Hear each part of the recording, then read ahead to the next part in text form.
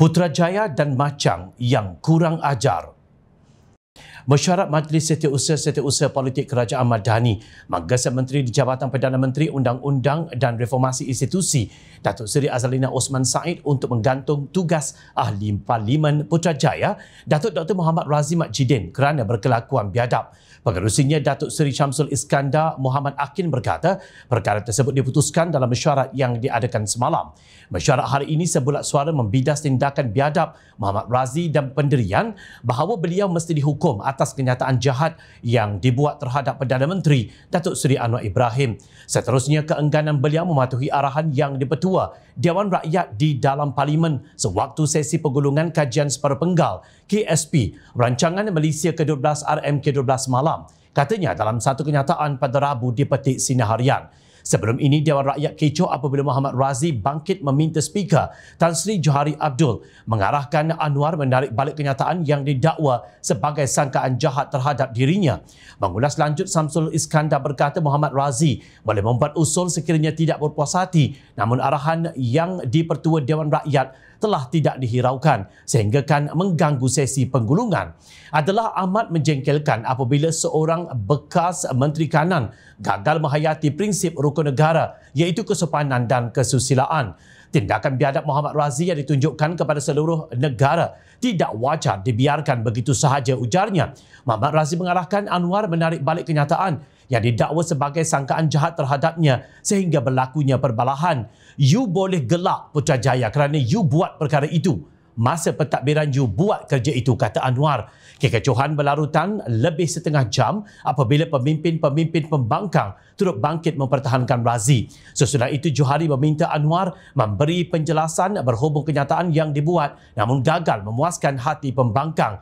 Razzie berterusan kononnya meminta keadilan bagi pihaknya dan mendesak Johari agar meminta Anwar menarik balik kenyataan itu. Sedangkan jika dilihat secara tepat, kenyataan itu ditujukan kepada seluruh pimpinan Perikatan Nasional ketika menjadi kerajaan dan bukannya kepada Razzie.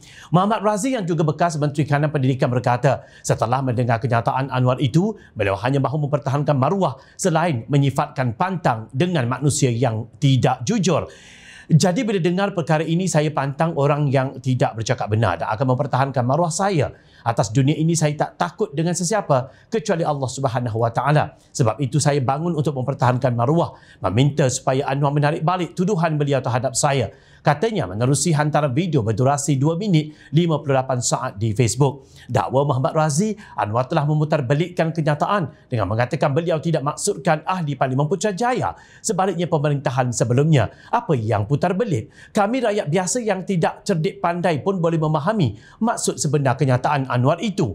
Kenapa Razzie gembeng sangat? Kalau tak makan cili, kenapa pula nak rasa pedas? Rasanya tindakan yang sama wajar diberikan kepada Ahli Parlimen Machang, Wan Ahmad Faisal, Wan Ahmad Kamal yang dilihat sangat biadab apabila menganggap tuduhan peliwat kepada Perdana Menteri oleh Muhammad Razzie sebagai tindakan yang steady. Steady Putrajaya mengungkap fakta kes mahkamah. Kalau itu fitnah, saya cabar anak-anak papa yang jantan seperti Sungai Petani, Hang Tuah Jaya, rujuk Putrajaya ke Jawatan Kuasa Khas Parlimen kerana mengelirukan Dewan, tulis Wan Ahmad Faisal menerusi hantaran di Facebook miliknya.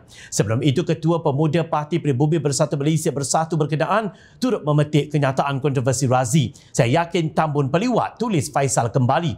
Sedarkah pimpinan Perikatan Nasional tersebut tentang dosa besar melakukan qazaf? Orang lain nak sebut perkataan itu pun tidak sanggup. Tetapi Putrajaya dengan penuh kesombongan menjerit di Dewan dengan tuduhan itu dan Machang siap buat status yang sedemikian. Sungguh biadab dan kurang ajar. Apa yang anda rasa apabila anda menaik perkataan dan mengungkap ayat tersebut? Tidakkah ada rasa malu? Tidakkah ada rasa ihsan? Tidakkah ada rasa takut kepada Allah dan rasa berdosa kerana membuat tuduhan qazaf terhadap seorang Muslim yang lain? Menggunakan hujah qazaf bagi menyerang Perdana Menteri seperti yang dilakukan Razzie dan Wan Faisal amat tidak wajar.